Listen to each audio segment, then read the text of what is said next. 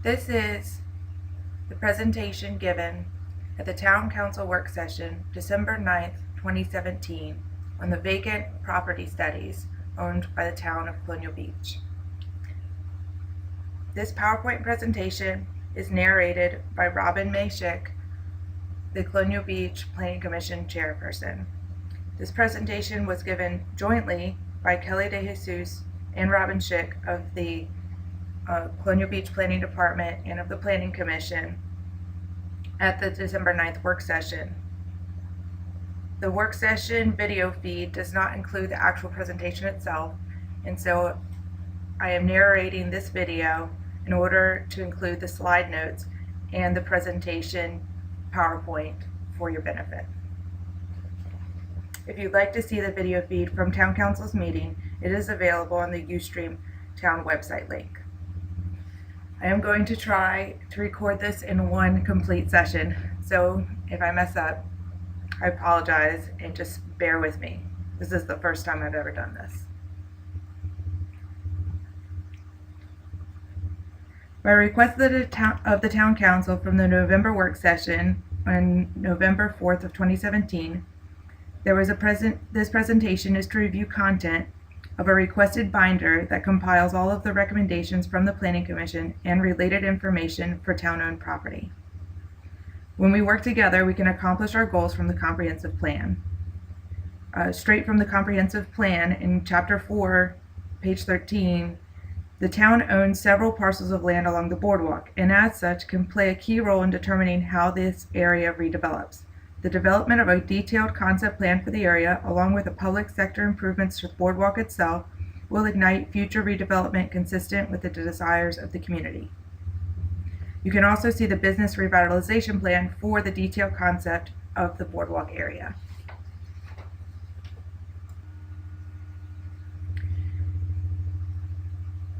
This area of focus is specifically for the downtown and central area, which is the highest concentration of town-owned properties. Downtown and central area are names that are used interchangeably in this presentation, as the 2009 comp plan and the business district revitalization plan refer to the districts interchangeably. The parties responsible for the 2009 comp plan determined that the heart of the town, with the highest volume of historic structures and the core of businesses and the best opportunity for use for our natural resources, was this central area. Shortly thereafter, the consultants for the Business District Revitalization Plan used the original comprehensive plan analysis as a guide for future development.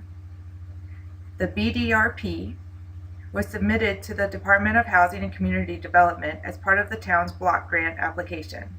The grant symbolized a significant stride toward implementing the goals as redefined by the comp plan. Specific focus in the downtown region of the Central District, Boundary Street, and Colonial Avenue, and the public beach to Lien Haven are where this map are located. So you'll see Boundary up to Colonial, and the word Colonial is cut off, but Washington runs in between those two. And we really went from Lien Haven to the beach. Other maps related to this sector of town include the zoning ordinance, the future land use, historic and enterprise zones, the dovetail study, the business district revitalization plan, the flood zones, and GIS mapping identified in the community development needs and issues in the historic resort commercial boardwalk district. All of these maps and all of this information will be in this binder about this section so that all the information is in one place and available. This map is from the tax county records of Westmoreland County. It is a section taken from parcel map 3A part 2, and it shows that the town of Colonial Beach owns more than 54 parcels within this map's boundaries, and only 20 of them have not been reviewed by the Planning Commission. The rest of them have. The ones that have not been reviewed by the Planning Commission are ones that have uses already, and the ones that are not reviewed will also be in the binder in case the Town Council would like us to continue to review the rest of the parcels. Full speed ahead.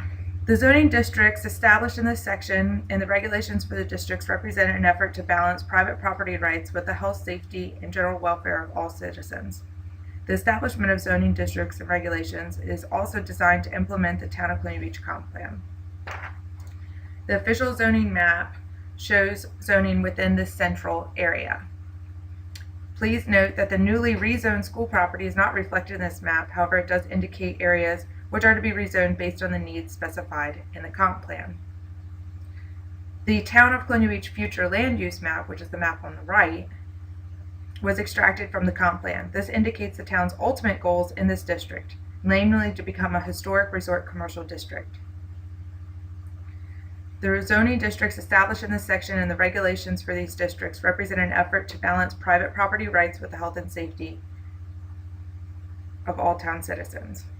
This specific district has preferred uses including restaurants that do not include drive-ins, retail, arts and crafts studios, offices, municipal facilities, and public open space. Future land uses in this area are intended to provide recreation and business opportunities designed to foster tourism. Any development in this district should preserve the historical integrity of the area. And those are excerpts from the comprehensive plan.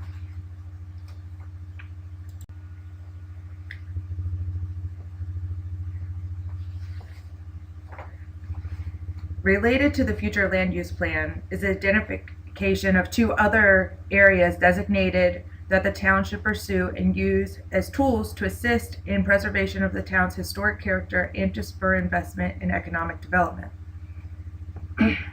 Land Studio and Pelton Research Partners suggested that by promoting appropriate development through public and private partnerships, the volume of tourists would increase by 5%, therefore bolstering our local economy significantly. You'll see in this map that there is a historic district and an enterprise zone. The historic district is an honorary designation with benefits to bring communities together and protect their unique cultural and historical assets. And the enterprise zone is a designated area in which the state and local governments partner together to encourage economic conditions through offering grant-based initiatives. Other designations referred to in the comp plan are the Hub Zone and the Virginia Main Street Program.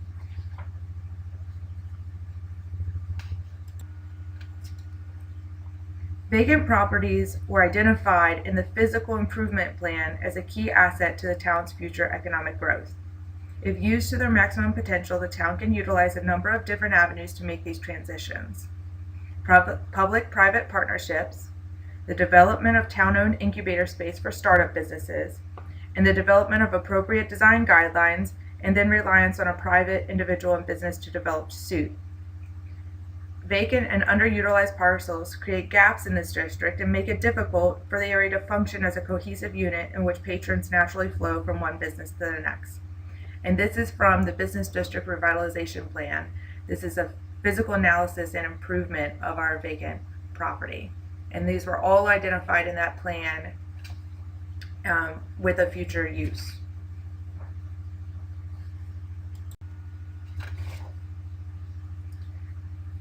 While there's not a lot of time to delve into this topic, something to consider is that many of these parcels are located or partially located in flood zones.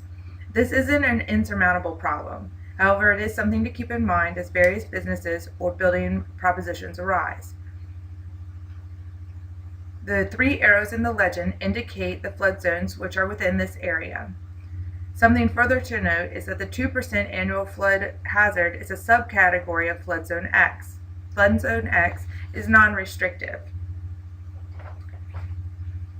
The sole flood zone affecting certain vacant properties is Zone AE. This has a base elevation of 6 inland and up to a base elevation of 8 along the coast. For more information on this, please refer to the Vacant Property Studies folder. The Zoning Ordinance, Article 21, provides further details on development in flood zones. Another standard to consider is the impervious land coverage as established by the Chesapeake Bay Act. This can be found in the Zoning Ordinance under Article 22. And all of this information will be available in the binder.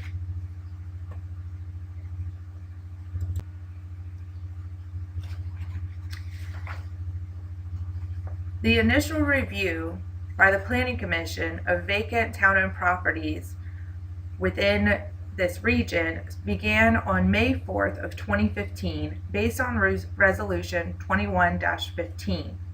In that resolution, it specified a request for the Planning Commission to provide a recommendation on how to use town-owned buildings or properties that are likely to be put up for sale in the future, and how the future of and the effects of the neighborhoods in which these town-owned properties exist, including the neighborhood where the new town hall is located to Douglas Avenue. There were 5 areas that were identified and prioritized based on a need for action. The formal recommendations that were then made from town staff analysis on each one in a series of meetings spanning over 3 years. The first one that we took on was the old elementary school in August of 2015, because it was at the time going through the transition of the old school being removed, and it was going to be up for sale the fastest. Then we went to the North Irving properties in December of 2015, which had then been vacated by the town staff as they moved over to the Douglas Avenue location. Then we moved over to the Wilder Avenue parking lot, as we viewed was a priority since we needed infill on our boardwalk. And then we went to Town Hill on November of 2016. And lastly, we took on the Water Tower ball field in March of 2017. The presentation to the Town Council work session on the comprehensive analysis of all of these properties is in December of 2017.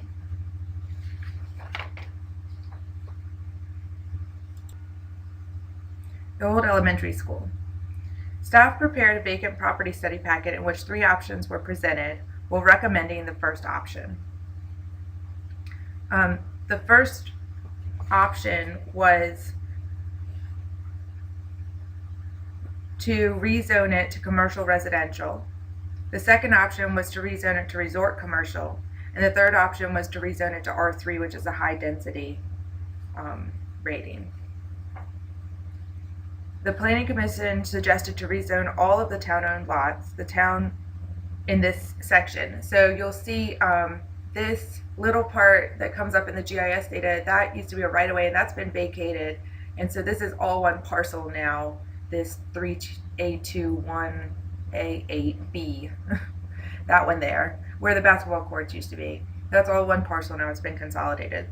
So that line is an old GIS line.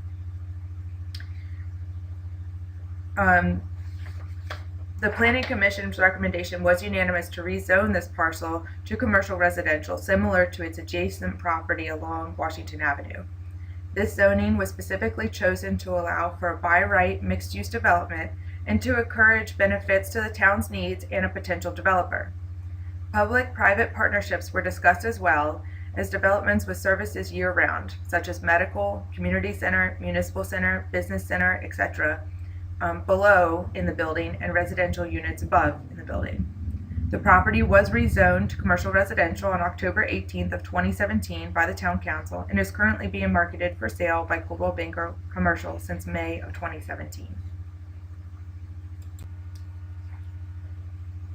The Klotz building, the old police station, and the old town hall. The school board building, which is the white roofed building, I believe here, was not assessed at this time because it had a use. I'll also like to note that this is the Google Earth map over top of the GIS, and so these lines are not exact, and do not compare these lines exactly to where they land. This is just a general idea of where these properties are located. Staff gave 3 suggestions from which the Planning Commission could choose from, recommending the first option for this property. The first one was sell and renovate, maintaining the historical integrity of the North Irving Avenue corridor. Use could include commercial spaces for office, retail, or mixed-use design, incorporating both commercial and residential units. Number 2 was sell and demo to redevelop, encouraging uniformity with the surrounding architectural styles. And number 3 was to not sell at this time and to possibly wait until there was a better market value. The Planning Commission recommended the first option, and to assess its historical significance, identify potential issues, and sell it. Like I said before, the school board building had not yet been assessed. This particular piece of property is currently being surveyed. The survey will be available in the town office very shortly, I think, if not already. The next property was the Wilder Avenue parking lot. Staff gave 4 suggestions from which the Planning Commission could choose from. While supporting the 4th option, staff also recommend maintaining the current resort commercial zone. The 4 options were keeping it as a municipal parking lot. Number 2 was town-owned redevelopment. Number 3 was market and sell. The sale of these parcels would result in a loss of 60 or more parking spaces in the downtown district, which would support sustainable transportation such as biking, walking, or carpooling. Or number 4, sell a portion of the property and recoup the money by metering Colonial and Washington Avenue. The Planning Commission recommended option 4.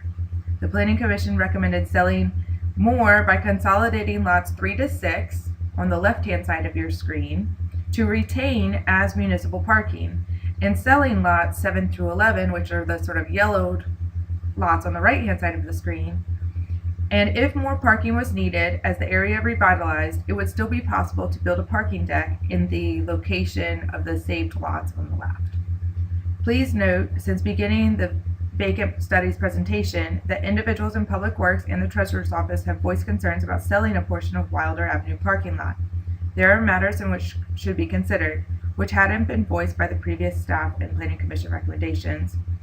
And you can read the rest of the notes on this. They go on, and I don't want to spend too much more time, but they are about extremely limiting the parking and that they are concerned about parking revenue. They have solutions, though, for parking inland or away from the waterfront so that we can develop the area that is along the boardwalk. The Planning Commission did discuss this in our discussion of this town-owned property, and did comment that the town does not currently fill all the way through lots 3 to 6, and that no one really parks there all summer except for the fireworks. So we still think that 3 to 6 is suitable parking area, and that 7 to 11 should be sold.